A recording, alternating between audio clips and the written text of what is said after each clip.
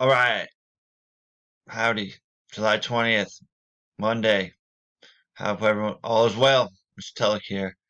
Uh, Today we are going to do, this week actually, we're going to work on science questions as they relate to your TABE test. I don't know if you guys watch these videos or not, but I like to make them so we're all on the same page.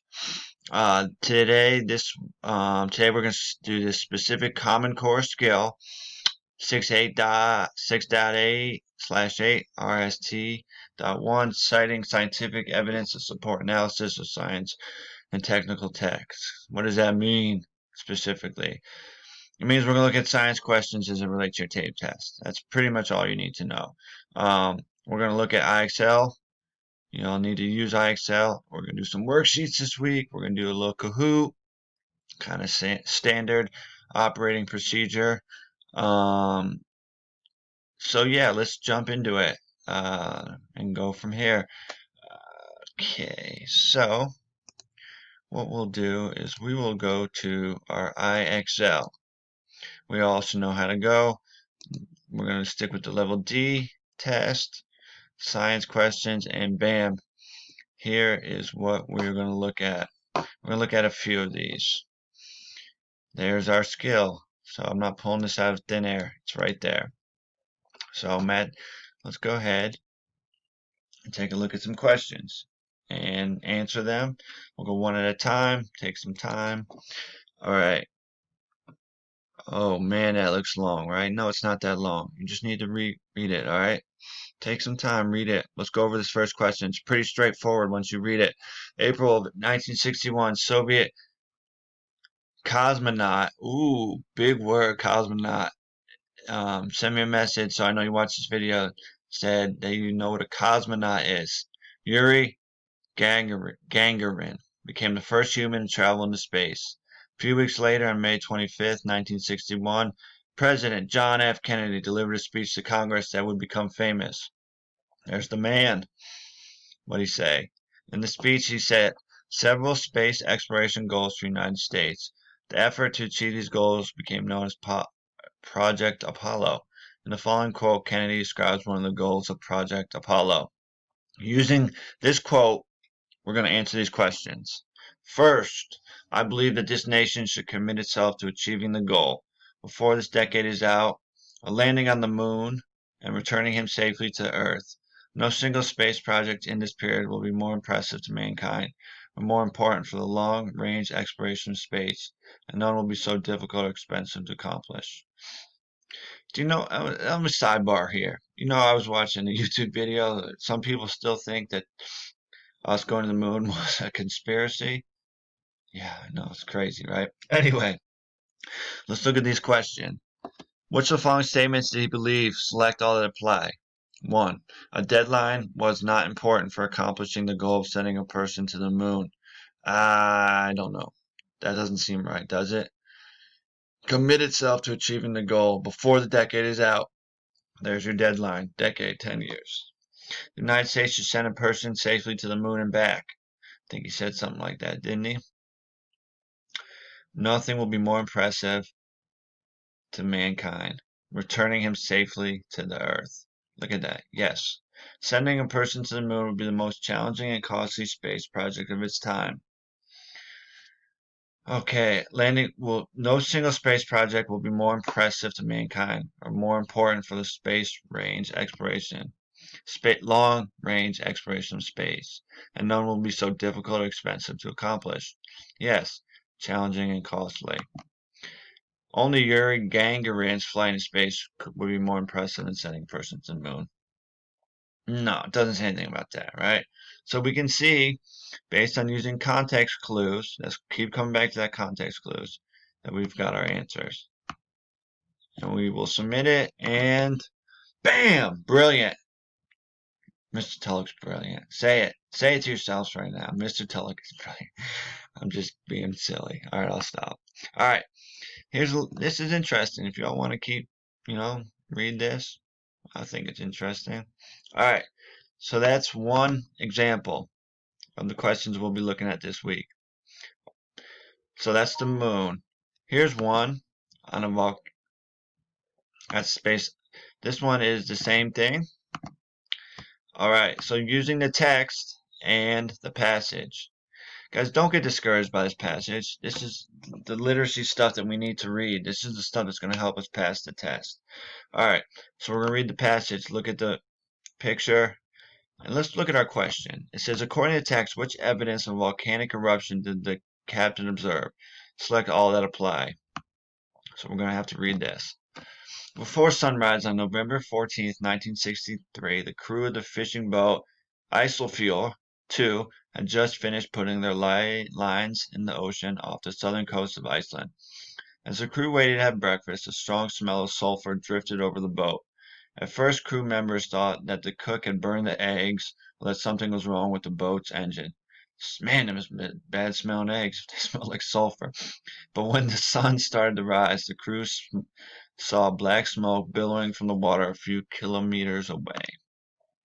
The captain of the Eiselfjord assumed that smoke was coming from a boat that was on fire, so he sailed closer to try to help. As the Eiselfjord 2 approached the smoke, the surface of the sea grew rough. The captain and crew saw flashes of lightning in the column of smoke and glowing pieces of molten rock shooting up out of the water. The captain realized this was not a burning boat. It was a volcano erupting under the water. Interesting. So, here's a picture. That's pretty cool, actually. According to text, which evidence did the captain observe? Select all that all apply. He heard a report on the radio warning about a volcanic eruption. No report, right? Reading through this, it was all visual stuff, all stuff he heard, saw. He didn't see anything about a report. He smelled sulfur and realized it was not coming from the boat. Yes. Remember, he thought it was the eggs at first. Stanky eggs, apparently. Yeah, so that would be one. How about this one? He knew his crew had finished putting their fishing loads in the ocean, fishing lines in the ocean. Is that evidence of a volcanic eruption? No, it's not. Fishing lines in the ocean? Why would that tell you there's a volcanic eruption? How about molten rocks shooting out of the water? Yeah, that might be a good indicator. The captain saw flashes of lightning and glowing pieces of molten rock shooting out of the water. All right. So, guys, it's not, y'all can do this. Read, answer your questions. That's all you got to do. Just find the context clues, things you're looking for. This stuff is just all you got to do is read it and find the details in the answers. Bam! You got it. All right. Here's a little information about this. All right. There's another one. So those are two of the lessons. One on Volcanic Island, one going to the moon. All right. If we scroll down a little bit farther, we've got this one. All right. More science questions. Central ideas or conclusions of a text, providing an accurate summary of text distinction from prior opinion of knowledge. All right. That's going to be Wednesday and into Thursday. So we'll look at those on Wednesday and Thursday. So for this class, let's just go ahead and focus on this one skill for the next day. I'll post another video with those ones. All right, we got a couple more minutes. Let's do a few more questions. Moon or volcanic island? I like volcanic island. We'll stay there. All right, so remember, you gotta get at least an 80 smart score on this. All right, so we just did this one. Molten rock, sulfur. Okay, fantastic. All right. The question now asks, select the true statements. All right. The volcano continued to erupt. By November 20th, 1963, 6 days after the volcano first erupted, it had produced enough lava and ash to form an island that rose 70 meters above the ocean surface. The volcano finally stopped erupting in 1967. Wow. By then, the island had grown to 2.65 square kilometers. Its highest point was 175 meters above sea level. The newly formed island, called Surtsey, is located 33 kilometers off the southern coast of Iceland. Surtsey has a cold, harsh environment. In the winter, the temperature is often just above freezing. In the summer, it rarely gets above 50. Cold! Surtsey is also a very windy place. High winds near the island help create large waves that scour the coastline. Who's trying a vacation there? Not me, that's for sure. It doesn't sound like a fun place to be. All right, Let's look at the question. Select true statements. All right. So look, it's saying it's 33 kilometers off the southern coast of Iceland. Iceland is right there. So let's look at some questions on our reading and our map. So let's just some map skills too. It's located in the northern hemisphere. Equator. Southern hemisphere, northern hemisphere. If it says it's up there, yes. Does it say it was cold and windy, winter in the cold and winter in the windy? Cold and windy in the winter. Yes, it did. It did say that.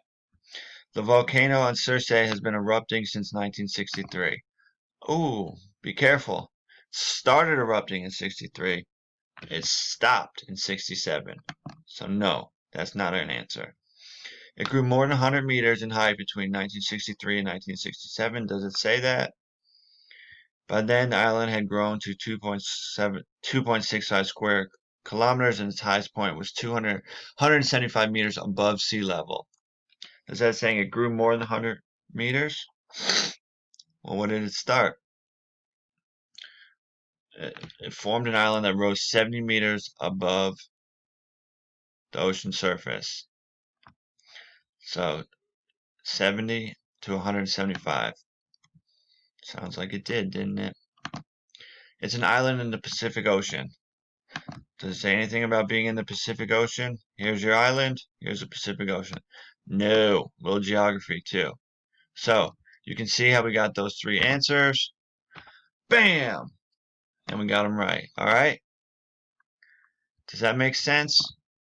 Let's see if we got time for one more. All right. So, for time constraints, we're going to run out of time. But, well, let's do it. When the island of Circe first formed, it was sterile, which means it did not have any living organisms on it. Hot rocks and ash covered the island's surface, and toxic gas and lava flowed out of the volcano. After the volcano stopped erupting, organisms started to live and grew on Circe. The number and type of organisms that lived on the island changed over time in a process called succession. Succession happens when the number of organisms living in an environment changes. Circe experienced a type of succession called primary succession. Primary succession happens when the environment starts out as sterile. From the time that Circe formed, the government of Icelanders wanted to make sure that humans do not interfere with the process of primary succession. So the only human visitors allowed on Circe are scientists who study primary succession. Okay? What makes it a good place to study primary succession? No organisms are able to survive. Does it say that? No. Circe experienced a type of succession. No, it doesn't say anything about them not. Organisms not uh, survive. It's been detected from most human visitors, yes. Only scientists were allowed on there. Remember, it says that right there. So make sure, so human visitors are not allowed, which means there should be no human visitors. It contains organisms that were able to grow while the volcano was erupting. Does it say that? And then the island was sterile when it formed. Alright, so the island was sterile when it formed, right? It did not have any organisms on it. After the volcano stopped erupting, organisms started to live and grow in there. Didn't say anything about wow. So it says stopped erupting. So they were able to grow while erupting? No, they stopped while they were erupting. And yes, it was sterile when it was formed. It does say that. You got it. There are your answers. It looks like a pretty island. I wouldn't mind visiting, but I'm not a scientist. I wouldn't vacation there, but it might be a cool place to go see.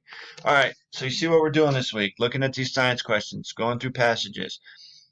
Tomorrow I got a worksheet for you to go through. Answer just a few questions. Guys, answer these. All right, please do the work because I've done evaluations and some of y'all are not going to be happy with the scores because you're just not doing the work. Some of y'all are doing great, and I encourage you to keep up the good work. So, in the time being, this week's science. Next week we'll move on to another topic. But let me know how everyone's doing. Stay cool. It's like 100 degrees here in Lynchburg today. So I'm staying in COVID-19 style. All right. I'm out. I'll see y'all and I'll talk to y'all soon. Have a great rest of your day. Bye.